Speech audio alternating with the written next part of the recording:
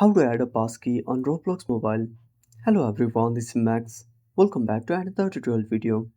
So let's start without wasting any time. Also make sure to watch this video till the end. So before starting the video, make sure to update Roblox to the latest version. After updating, open up Roblox on a device. Now wait for some time. Now tap on three dots at the bottom right corner. Now scroll down and tap on settings.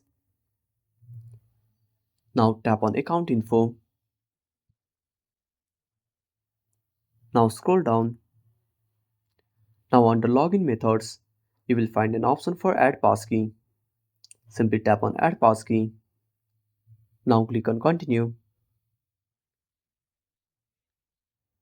Now tap on send code. Now go back to the home screen and open up email on a device. Now open up Roblox email and copy the code. Now go back to Roblox and paste the code on this page. Now click on verify. Now enter your phone screen password. Now click on OK. And that's it. Thanks for watching. Make sure to subscribe our channel and hit the bell icon. See you in the next video.